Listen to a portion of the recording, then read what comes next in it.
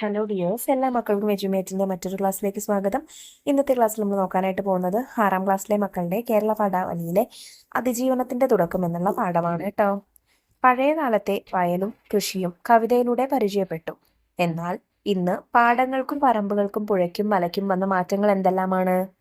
Deviyar colony എന്ന ഗ്രാമം 4 മലകളുടെ താഴ്വരയിലാണ്. നടുവിലൂടെ ആറൊഴുകുന്നു. ഇപ്പോഴും മധ്യവേനൽ അവധിക്ക് സ്കൂൾ പൂട്ടാൻ കാത്തിരിക്കുന്ന കുട്ടിയാണ് ഞാൻ. വീടിനടുത്ത് ആറ്, പുറകിൽ മല. മലയ്ക്ക് മുകളിൽ കയറിയാൽ പിന്നെയും പിന്നെയും മലനിരകൾ. 2 മലകൾക്കിടയിലൂടെ വെള്ളിയരഞ്ഞാണം പോലൊഴുകുന്ന പെരിയാർ. എങ്ങും പച്ചപ്പ്, കൈത്തോടുകൾ. ആറ്റിൽ നീന്തണം എന്നാണ് എക്കാലത്തെയും ഏറ്റവും വലിയ മോഹം.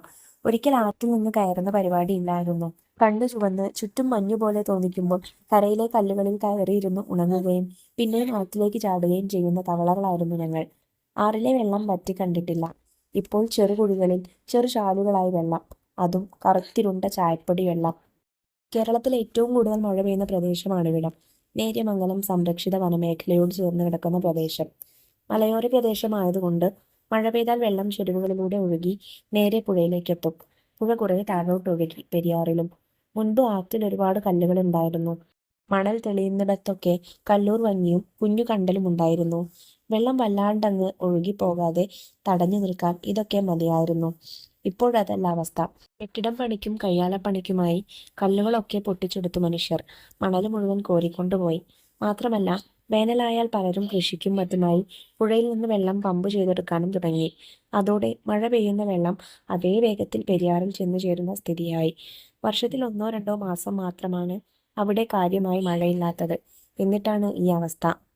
അഴുക്കായ തുണി, പ്ലാസ്റ്റിക്, പൊട്ടിയ പാത്രങ്ങൾ തുടങ്ങി നാട്ടിലെ മാലിന്യങ്ങൾ മുഴുവൻ ആറ്റിലൊഴുക്കുന്നു. ആറ്റിറമ്പ് കയ്യേറി ബഹുനില കെട്ടിടങ്ങൾ നിർമ്മിക്കുന്നു. ഇങ്ങനെ നാടിൻ്റെ പാരിസ്ഥിതിക പ്രശ്നങ്ങൾ ഒരുപാടുണ്ട്. ഒരു വശത്ത് പരിസ്ഥിതി നാശത്തെപ്പറ്റി പറയുകയും മറുവശത്ത് സംരക്ഷണത്തെപ്പറ്റി ക്ലാസുകളും ചർച്ചകളും എങ്ങും എത്താതെ പോവുകയും ചെയ്യുന്നു. പതിവ് പോലെ പരിസ്ഥിതി ദിനങ്ങൾ ആഘോഷങ്ങളിൽ മുഴുകും. ഭൂമിയെ രക്ഷിക്കൂ എന്നും മറ്റുമുള്ള പ്ലക്കാർഡുമേന്തി പച്ചയുടുപ്പിട്ട് കുഞ്ഞുങ്ങൾ മരത്തൈകൾ നടും. ചിലപ്പോൾ പ്ലാസ്റ്റിക് ശേഖരിക്കും. പ്രഭാഷണങ്ങൾ നടക്കും. അങ്ങനെ അതിമനോഹരമായ ഭൂപ്രദേശങ്ങൾ, വൈവിധ്യമാർന്ന ആവാസ വ്യവസ്ഥകൾ, ജീവന്റെ സമ്പന്നമായ ഇടം. ഭീമാകാരങ്ങളായ പർവ്വതങ്ങൾ മുതൽ വിശാലമായ സമുദ്രങ്ങൾ വരെ, സമൃദ്ധമായ മഴക്കാടുകൾ മുതൽ വരണ്ട മരുഭൂമികൾ വരെ, എത്രയെത്ര വൈവിധ്യങ്ങൾ നിറഞ്ഞതാണ് ഈ ഭൂമി. മനുഷ്യരുടെ കൈകടത്തൽ കൊണ്ടും പ്രകൃതി പ്രതിഭാസങ്ങൾ കൊണ്ടും നമ്മുടെ ഭൂമി വലിയ വെല്ലുവിളികൾ നേരിടുന്നു. കാലാവസ്ഥാ വ്യതിയാനം, വനനശീകരണം, മലിനീകരണം, ജൈവവൈവിധ്യത്തിന്റെ നഷ്ടം തുടങ്ങിയ പാരിസ്ഥിതിക പ്രശ്നങ്ങൾ നമ്മുടെ നിലനിൽപ്പ് തന്നെ അപകടത്തിലാക്കിയിരിക്കുന്നു. ആഗോളതലത്തിൽ പരിസ്ഥിതി ഒരു വിഷയമായി മാറുന്നത് 1950-കൾക്ക് ശേഷമാണ്. പരിസ്ഥിതിയെ നമ്മൾ സംരക്ഷിച്ചില്ലെങ്കിൽ, പുനരുജ്ജീവിപ്പിച്ചില്ലെങ്കിൽ വലിയ പ്രത്യാഘാതങ്ങൾ ഉണ്ടാകുമെന്ന് മനസ്സിലായത് ഏതാണ്ട് ആ കാലഘട്ടത്തിലാണ്. പ്രധാനമായി വഴിത്തിരിവായത് റേച്ചൽ കഴ്സന്റെ നിശബ്ദ വസന്തം എന്ന പുസ്തകമാണ്. നാട്ടിലെ പരിസ്ഥിതി പ്രശ്നങ്ങളെപ്പറ്റി ആഴത്തിൽ പഠിക്കുകയും മനസ്സിലാക്കുകയും ചെയ്ത കാര്യങ്ങളുടെ അടിസ്ഥാനത്തിൽ അവർ എഴുതിയതാണത്. ഈ പുസ്തകം ലോകം മുഴുവൻ ചർച്ച ചെയ്യപ്പെടുകയും പരിസ്ഥിതി പ്രധാന വിഷയമാണ് എന്ന് തിരിച്ചറിയുകയും ചെയ്തു. പരിസ്ഥിതിയെ വേണ്ട വിധത്തിൽ സംരക്ഷിച്ചില്ലെങ്കിൽ മനുഷ്യരാശിയെയും പ്രകൃതിയെയും തന്നെ ഇല്ലാതാക്കും എന്ന തിരിച്ചറിവുണ്ടാക്കുന്നതിന് ഈ പുസ്തകം വഴിയൊരുക്കി. എല്ലാ സമൂഹങ്ങളും അതിനും എത്രയോ മുൻപ് തന്നെ പരിസ്ഥിതി ഒരു വിഷയമായി കണ്ടിരുന്നു. പരിസ്ഥിതി പ്രവർത്തകരുടെ മാഗ്ന കാർട്ട എന്നറിയപ്പെടുന്ന സിയാറ്റിൽ മൂപ്പന്റെ പ്രസംഗം പ്രസിദ്ധമാണ്. റെഡ് ഇന്ത്യക്കാർ എങ്ങനെയാണ് പരിസ്ഥിതിയെ കണ്ടിരുന്നതെന്ന് ആ പ്രസംഗത്തിലൂടെ നമുക്ക് വ്യക്തമായി തിരിച്ചറിയാൻ സാധിക്കും. സിയാറ്റിൽ മൂപ്പൻ ചോദിക്കുന്നു, ആകാശത്തെ വാങ്ങുകയും വിൽക്കുകയും ചെയ്യുന്നതെങ്ങനെ? അല്ലെങ്കിൽ മണ്ണിന്റെ ചൂടിനെ? ആ ചിന്ത ഞങ്ങൾക്ക് അപരിചിതമാണ്. അന്തരീക്ഷത്തിന്റെ നവനൈർമല്യവും വെള്ളത്തിന്റെ വെട്ടിത്തിളക്കവും ഞങ്ങളുടേതല്ലാതിരിക്കെ നിങ്ങൾക്ക് അവ എങ്ങനെ വാങ്ങാൻ കഴിയും?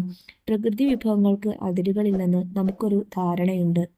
പ്രകൃതി കനിഞ്ഞേകിയ ജീവനോപാധികൾക്കും ജൈവ വൈവിധ്യങ്ങൾക്കും കണക്കില്ലെന്ന് നമ്മൾ വിചാരിച്ചു. അതൊക്കെ സ്വാഭാവികമായും സംഭവിച്ചു കൊണ്ടിരിക്കുന്ന പ്രതിഭാസമാണെന്നായിരുന്നു വിശ്വാസവും. പക്ഷേ ഭൂമിയിൽ ജീവനെ താങ്ങി നിർത്തുന്ന ജൈവ വൈവിധ്യങ്ങൾ സൂക്ഷിച്ചു കൈകാര്യം ചെയ്തില്ലെങ്കിൽ നശിച്ചു പോകുമെന്നും ശരിയായ അവബോധമില്ലായ്മയുടെയും അശ്രദ്ധമായ ചെയ്തികളുടെയും ദുരന്തഫലങ്ങളാണ് ഇന്ന് ലോകം അനുഭവിച്ചു കൊണ്ടിരിക്കുന്നതെന്നും തിരിച്ചറിയാൻ വൈകിപ്പോയെന്ന് മാത്രം. പ്രകൃതിയിലെ സമ്പന്നമായ വൈവിധ്യങ്ങളുടെ ഒരു ഭാഗം മാത്രമാണ് മനുഷ്യർ. വൻമരങ്ങൾ മുതൽ സൂക്ഷ്മജീവികൾ വരെ അടങ്ങുന്ന വൈവിധ്യത്തിലാണ് നമ്മുടെ നിലനിൽപ്പ്. എന്നാൽ പ്രകൃതിയെ സംരക്ഷിക്കാനും നശിപ്പിക്കാനുമാകുന്നത് മനുഷ്യർക്ക് മാത്രമാണ്. മൈന ഉമൈബാനാണ് എഴുതിയത്. നമുക്കിതിലെ ചോദ്യങ്ങൾ നോക്കാം. വായിക്കാൻ പറയാം. ഇപ്പോഴും മധ്യവേനൽ അവധിക്ക് സ്കൂൾ പൂട്ടാൻ കാത്തിരിക്കുന്ന ഒരു കുട്ടിയാണ് ഞാൻ. എഴുത്തുകാർ ഇങ്ങനെ പറയാൻ കാരണം എന്താണ്? 4 മലകളുടെ താഴ്വരയിലെ ദേവിയാർ കോളനി എന്ന ഗ്രാമത്തിലാണ് എഴുത്തുകാരി താമസിച്ചിരുന്നത്. അവരുടെ വീടിനടുത്ത് ആറ്, പുറകിൽ മല, മലയ്ക്ക് മുകളിൽ കയറിയാൽ പിന്നെയും പിന്നെയും മലനിരകൾ, 2 മലകൾക്കിടയിലൂടെ വെള്ളിയരഞ്ഞാണം പോലെ ഒഴുകുന്ന പെരിയാർ, എങ്ങും പച്ചപ്പ്, കൈത്തോടുകൾ എന്നിവയെല്ലാം ഉണ്ടായിരുന്നു. ആറ്റിലിറങ്ങി നീന്തുക എന്നത് എഴുത്തുകാരിയുടെ കുട്ടിക്കാലത്തെ പ്രധാന വിനോദമായിരുന്നു. ആറ്റിലിറങ്ങി കണ്ണു ചുവന്ന് ചുറ്റും മഞ്ഞുപോലെ തോന്നിക്കുമ്പോൾ കരയിലെ കല്ലുകളിൽ കയറിയിരുന്ന് ഉണങ്ങുകയും പിന്നെയും ആറ്റിലേക്ക് ചാടുകയും ചെയ്യുന്ന തവളകളായിരുന്നു ഞങ്ങൾ എന്നാണ് എഴുത്തുകാരി സ്വയം വിശേഷിപ്പിക്കുന്നത്. അതുകൊണ്ടാണ് മധ്യവേനൽ അവധിക്ക് സ്കൂൾ പൂട്ടാൻ കാത്തിരിക്കുന്ന കുട്ടിയാണ് താൻ എന്ന് എഴുത്തുകാരി പറയുന്നത്. ചോദ്യം 2. വെള്ളം വല്ലാതെ അങ്ങ് ഒഴുകി പോകാതെ തടഞ്ഞു നിൽക്കാൻ ഇതൊക്കെ മതിയായിരുന്നു. വെള്ളത്തെ തടഞ്ഞു നിർത്തുന്ന ഘടകങ്ങൾ എന്തെല്ലാം? പുഴയിലെ മണൽ, കല്ലുകൾ, കുഞ്ഞുകണ്ടൽ, കല്ലൂരഞ്ഞി എന്നിവയാണ് വെള്ളത്തെ തടഞ്ഞു നിർത്തിയ ഘടകങ്ങൾ. ചോദ്യം 3. വർഷത്തിൽ 1-2 മാസം മാത്രമാണ് അവിടെ കാര്യമായി മഴയില്ലാത്തത്. എന്നിട്ടാണ് ഈ അവസ്ഥ. ഏതവസ്ഥയെക്കുറിച്ചാണ് ഇവിടെ സൂചിപ്പിക്കുന്നത്? കെട്ടിടം പണിക്കും കയ്യാലപ്പണിക്കുമായി മനുഷ്യർ ആറ്റിലെ കല്ലുകൾ പൊട്ടിച്ചെടുത്തു. മണൽ മുഴുവൻ കോരിക്കൊണ്ടുപോയി. വേനലായാൽ കൃഷിക്കും മറ്റുമായി പുഴയിലെ വെള്ളം പമ്പ് ചെയ്തെടുക്കാനും തുടങ്ങി. അതോടെ മഴ പെയ്യുന്ന വെള്ളം അതേ വേഗത്തിൽ പെരിയാറിൽ ചെന്നു ചേരുന്ന സ്ഥിതിയായി. ഈ അവസ്ഥയെക്കുറിച്ചാണ് ഇവിടെ സൂചിപ്പിക്കുന്നത്. ചോദ്യം 4. എത്രയെത്ര വൈവിധ്യങ്ങൾ നിറഞ്ഞതാണ് ഈ ഭൂമി. ഏതെല്ലാമാണ് ഈ വൈവിധ്യങ്ങൾ? അതിമനോഹരമായ ഭൂപ്രദേശങ്ങൾ, വൈവിധ്യമാർന്ന ആവാസ വ്യവസ്ഥകൾ, ജീവന്റെ സമ്പന്നമായ ഇടങ്ങൾ, ഭീമാകാരങ്ങളായ പർവ്വതങ്ങൾ, വിശാലമായ സമുദ്രങ്ങൾ, സമൃദ്ധമായ മഴക്കാടുകൾ, വരണ്ട മരുഭൂമികൾ തുടങ്ങിയ ധാരാളം വൈവിധ്യങ്ങൾ നിറഞ്ഞതാണ് ഈ ഭൂമി. ചോദ്യം 5. ഈ പുസ്തകം ലോകം മുഴുവൻ ചർച്ച ചെയ്യപ്പെടുകയും പരിസ്ഥിതി പ്രധാന വിഷയമാണെന്ന് തിരിച്ചറിയുകയും ചെയ്തു. ഏത് പുസ്തകത്തെക്കുറിച്ചാണ് പറഞ്ഞിരിക്കുന്നത്? ആ പുസ്തകത്തിന്റെ പ്രത്യേകത എന്താണ്? റേച്ചൽ കൗസന്റെ നിശബ്ദ വസന്തം എന്ന പുസ്തകത്തെക്കുറിച്ചാണ് ഇവിടെ പറയുന്നത്. നാട്ടിലെ പരിസ്ഥിതി പ്രശ്നങ്ങളെപ്പറ്റി ആഴത്തിൽ പഠിക്കുകയും മനസ്സിലാക്കുകയും ചെയ്ത കാര്യങ്ങളുടെ അടിസ്ഥാനത്തിലാണ് ഈ പുസ്തകം എഴുതിയിരിക്കുന്നത്. പരിസ്ഥിതിയെ വേണ്ട വിധത്തിൽ സംരക്ഷിച്ചില്ലെങ്കിൽ, പുനരുജ്ജീവിപ്പിച്ചില്ലെങ്കിൽ മനുഷ്യരാശിയെയും പ്രകൃതിയെയും തന്നെ ഇല്ലാതാക്കും എന്ന് തിരിച്ചറിവുണ്ടാക്കുന്നതിന് ഈ പുസ്തകം വഴിയൊരുക്കി. ചോദ്യം 6. നാം തിരിച്ചറിയാൻ വൈകിപ്പോയ കാര്യം എന്താണ്?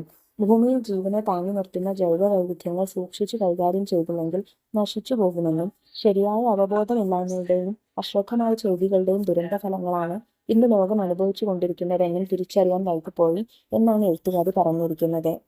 അടുത്ത ചോദ്യം നോക്കൂ. നദികൾ, വാക്യങ്ങൾ. 1. പെരിയാറെ പെരിയാറെ പർവ്വതനിരയുടെ പനിനീര് കുളിരും കൊണ്ട് കുനിഞ്ഞു നടക്കും മലയാള ചെന്നാണി. ഒരു സിനിമാ ഗാനമാണ്. വയലാർ രാമവർമ്മ എഴുതിയതാണ്. രണ്ടാമത് നോക്കൂ. പൂഴി മണലതിൽ പണ്ടിരുന്നു ഊട്ടാങ്കോലേറെ കളിച്ചതല്ലേ, കുളിരോല് മോളത്തിൽ മുങ്ങി മുങ്ങി പുളിയും ജപവും കഴിച്ചതല്ലേ. കുറ്റിപ്പുറം പാലം എന്നുള്ള കവിതയിൽ ഇടശ്ശേരി എഴുതിയ വരികളാണ്. ഈ കവിതാഭാഗങ്ങളിലെ ആശയവുമായി ബന്ധപ്പെട്ട ഭാഗങ്ങൾ ലേഖനത്തിൽ നിന്ന് കണ്ടെത്തി എഴുതൂ. നമുക്ക് ആദ്യം പെരിയാറെ പെരിയാറെ പർവ്വതനിരയുടെ പനിനീര് കുളിരും കൊണ്ട് കുനിഞ്ഞു നടക്കും മലയാള പെണ്ണാണി. ഈ ആശയം വരുന്ന വരികൾ നോക്കാം. ദേവിയാർ കോളനി എന്ന ഗ്രാമം 4 മലകളുടെ താഴ്വരയിലാണ്. നടുവിലൂടെ ആറ് ഒഴുകുന്നു. ഇപ്പോഴും മധ്യവേനൽ അവധിക്ക് സ്കൂൾ പൂട്ടാൻ കാത്തിരിക്കുന്ന കുട്ടിയാണ് ഞാൻ. വീടിനടുത്ത് ആറ്, പുറകിൽ മല, മലയ്ക്ക് മുകളിൽ കയറിയാൽ പിന്നെയും പിന്നെയും മലനിരകൾ, 2 മലകൾക്കിടയിലൂടെ വെള്ളിയരഞ്ഞാണം പോലെ ഒഴുകുന്ന പെരിയാർ, എങ്ങും പച്ചപ്പ്, കൈത്തോടുകൾ. ഇങ്ങനെ വരുന്ന ഭാഗമാണ് പെരിയാറിനെ കുറിച്ച് സൂചിപ്പിച്ചിരിക്കുന്നത്. ഇനി രണ്ടാമത്തെ വരികളിലുള്ള ആശയം വരുന്ന ഇത് നോക്കാം. ആറ്റിൽ നീന്തണം എന്നാണ് എക്കാലത്തെയും ഏറ്റവും വലിയ മോഹം. ഒരിക്കൽ ആറ്റിൽ വന്ന് കയറുന്ന പരിപാടിയില്ലായിരുന്നു. കണ്ണു ചുവന്ന് ചുറ്റും മഞ്ഞു പോലെ തോന്നിക്കുമ്പോൾ കരയിലെ കല്ലുകളിൽ കയറിയിരുന്ന് ഉണങ്ങുകയും പിന്നെയും ആറ്റിലേക്ക് ചാടുകയും ചെയ്യുന്ന തവളകളായിരുന്നു ഞങ്ങൾ. ആറിലെ വെള്ളം വറ്റി കണ്ടിട്ടില്ല. ഇപ്പോൾ ചെറുകുഴികളിൽ ചെറുചാലുകളായി വെള്ളം, അതും കറുത്തിരുണ്ട ചായപ്പൊടി വെള്ളം. അടുത്ത ചോദ്യം നോക്കി. ഭൂമിയിൽ ജീവനെ താങ്ങി നിർത്തുന്ന ജൈവ വൈവിധ്യങ്ങൾ സൂക്ഷിച്ചു കൈകാര്യം ചെയ്തില്ലെങ്കിൽ അവ നശിച്ചു പോകുമെന്നും ശരിയായ അവബോധമില്ലായ്മയുടെയും അശ്രദ്ധമായ ചെയ്തികളുടെയും ദുരന്ത ഫലങ്ങളാണ് ഇന്ന് ലോകം അനുഭവിച്ചു കൊണ്ടിരിക്കുന്നതെന്നും തിരിച്ചറിയാൻ വൈകിപ്പോയെന്ന് മാത്രം. ഈ വലിയ വാക്യത്തെ ഇങ്ങനെ ചെറുവാക്യങ്ങളാക്കി വേർതിരിച്ചെഴുതാം. ഭൂമിയിൽ ജീവനെ താങ്ങി നിർത്തുന്ന ജൈവ വൈവിധ്യങ്ങൾ സൂക്ഷിച്ചു കൈകാര്യം ചെയ്തില്ലെങ്കിൽ നശിച്ചു പോകും. ശരിയായ അവബോധമില്ലായ്മയുടെയും അശ്രദ്ധമായ ചെയ്തികളുടെയും ദുരന്ത ഫലങ്ങളാണ് ഇന്ന് ലോകം അനുഭവിച്ചു കൊണ്ടിരിക്കുന്നത്. ഇത് തിരിച്ചറിയാൻ വൈകിപ്പോയെന്ന് മാത്രം. ലേഖനത്തിൽ നിന്ന് വലിയ വാക്യങ്ങൾ കണ്ടെത്തി അവയെ ചെറുവാക്യങ്ങളായി വേർതിരിച്ചെഴുതുക. 2 ഉദാഹരണങ്ങൾ ഞാൻ കൊടുക്കുന്നുണ്ട്. ഒരു വശത്ത് പരിസ്ഥിതി നാശത്തെ പറ്റി പറയുകയും മറുവശത്ത് സംരക്ഷണത്തെ പറ്റി ക്ലാസുകളും ചർച്ചകളും എങ്ങും എത്താതെ പോവുകയും ചെയ്യുന്നു. അതിനെ നമുക്ക് എങ്ങനെ വേർതിരിച്ചെഴുതാം? ഒരു വശത്ത് പരിസ്ഥിതി നാശത്തെ പറ്റി പറയുന്നു, മറുവശത്ത് സംരക്ഷണത്തെപ്പറ്റി ക്ലാസുകളും ചർച്ചകളും എങ്ങുമെത്താതെ പോവുകയും ചെയ്യുന്നു. രണ്ടാമത്തെ ഉദാഹരണം, പരിസ്ഥിതിയെ വേണ്ട വിധത്തിൽ സംരക്ഷിച്ചില്ലെങ്കിൽ മനുഷ്യരാശിയുടെയും പ്രകൃതിയെയും തന്നെ ഇല്ലാതാക്കും എന്ന തിരിച്ചറിവുണ്ടാക്കുന്നതിന് ഈ പുസ്തകം വഴിയൊരുക്കി. അതിന് നമുക്ക് എങ്ങനെ വേർതിരിച്ചെഴുതാം? പരിസ്ഥിതിയെ വേണ്ട വിധത്തിൽ സംരക്ഷിക്കണം, ഇല്ലെങ്കിൽ മനുഷ്യരാശി പ്രകൃതിയെയും ഇല്ലാതാക്കും. ഈ തിരിച്ചറിവുണ്ടാക്കുന്നതിന് പുസ്തകം വഴിയൊരുക്കി. അടുത്ത ചോദ്യം നോക്കൂ. പ്രയോഗ ഭംഗി കണ്ടെത്താം. പെരിയാർ, ഒഴുകുന്ന പെരിയാർ, വെള്ളി അരഞ്ഞാണം പോലെ ഒഴുകുന്ന പെരിയാർ. പെരിയാർ എന്ന പദത്തിനോട് കൂടുതൽ പദങ്ങൾ ചേർത്തപ്പോൾ അർത്ഥതലങ്ങളിൽ വന്ന മാറ്റമെന്ത് ചർച്ച ചെയ്യൂ. വെള്ളി അരഞ്ഞാണം പോലെ ഒഴുകുന്ന പെരിയാർ എന്നത് പെരിയാറിന്റെ സൗന്ദര്യം മുഴുവൻ ആവിഷ്കരിക്കുന്ന വരിയാണ്. വെള്ളത്തിന്റെ പരിശുദ്ധിയെ സൂചിപ്പിക്കുന്നതിനാണ് വെള്ളി അരഞ്ഞാണം എന്ന പദം ഉപയോഗിച്ചിരിക്കുന്നത്. ഈ പ്രയോഗം വളരെ മനോഹരമായിട്ടുണ്ട്. പെരിയാറിന്റെ ഒഴുക്കിനെ വളരെ ഭംഗിയായി ചിത്രീകരിച്ചിരിക്കുന്നു. ഇവിടെ പെരിയാർ ഒഴുകുന്നതിനെ വെള്ളി അരഞ്ഞാണം പോലെ എന്ന് പറയുമ്പോൾ നമ്മുടെ മനസ്സിൽ ഒരു ചിത്രം രൂപപ്പെടുന്നുണ്ട്. ഇത്തരത്തിലുള്ള കൂടുതൽ പ്രയോഗങ്ങൾ പാഠഭാഗത്തു നിന്ന് കണ്ടെത്തിയെഴുതൂ. കൂടുതൽ പ്രയോഗങ്ങൾ: നൈർമല്യം, നവനൈർമല്യം, അന്തരീക്ഷത്തിന്റെ നവനൈർമല്യം. അന്തരീക്ഷത്തിന്റെ പരിശുദ്ധി കൂടുതൽ മനസ്സിലാക്കി തരുന്നതിന് ഈ പ്രയോഗത്തിലൂടെ കഴിയുന്നു. വെള്ളം, ചായപ്പൊടി വെള്ളം, കറുത്തിരുണ്ട ചായപ്പൊടി വെള്ളം. ഇവിടെ വെള്ളത്തെ ചായപ്പൊടി വെള്ളം എന്ന് പറയുമ്പോൾ ഇപ്പോൾ ഒഴുകുന്ന പുഴയിലെ വെള്ളത്തെക്കുറിച്ച് നമ്മുടെ മനസ്സിൽ ഒരു ചിത്രം രൂപപ്പെടുന്നുണ്ട്. കറുത്തിരുണ്ട എന്ന പദം കൂടി ഉപയോഗിക്കുമ്പോൾ വെള്ളത്തിന്റെ പരിശുദ്ധി കൂടുതൽ വ്യക്തമാവുകയും ചെയ്യുന്നു. തിളക്കം, വെട്ടിത്തിളക്കം, വെള്ളത്തിന്റെ വെട്ടിത്തിളക്കം. ഈ പ്രയോഗത്തിലൂടെ തെളിഞ്ഞ വെള്ളത്തിന്റെ ചിത്രം നമ്മുടെ മനസ്സിൽ കടന്നു വരുന്നു. ഇവിടെ വെള്ളത്തിന്റെ പരിശുദ്ധിയും തെളിമയും ഈ പ്രയോഗത്തിലൂടെ വ്യക്തമാകുന്നു. അപ്പോൾ ഇത്രയും ചോദ്യങ്ങളാട്ടോ മക്കളെ നിങ്ങൾക്ക് ഈ പാഠഭാഗത്ത് ചെയ്യാനായിട്ടുള്ളത്. പാഠഭാഗവും അതിൽ ചെയ്തിട്ടുള്ള പ്രവർത്തനങ്ങളൊക്കെ എല്ലാ മക്കൾക്കും മനസ്സിലായിട്ടുണ്ടെന്ന് വിശ്വസിക്കുന്നു. വീഡിയോ ഉപകാരപ്രദമായിട്ടുണ്ടെങ്കിൽ നിങ്ങളുടെ കൂട്ടുകാരിലേക്ക് നമ്മുടെ ക്ലാസ് ഒന്ന് ഷെയർ ചെയ്ത് കൊടുക്കാൻ മറക്കരുത്. അതുപോലെ 6ാം ക്ലാസ്സിലെ മറ്റു വിഷയങ്ങളുടെ വീഡിയോസിന് വേണ്ടിയിട്ട് ചാനൽ ഒന്ന് സബ്സ്ക്രൈബ് ചെയ്ത് വെക്കാനും മറക്കരുത്. ഇന്നത്തെ ക്ലാസ്സിനെ കുറിച്ചുള്ള അഭിപ്രായങ്ങൾ കമൻറ്റ് ബോക്സിലൂടെ അറിയിക്കണേ. അപ്പോൾ ശരി, അടുത്ത ക്ലാസ്സുമായി വീണ്ടും കാണാം. താങ്ക്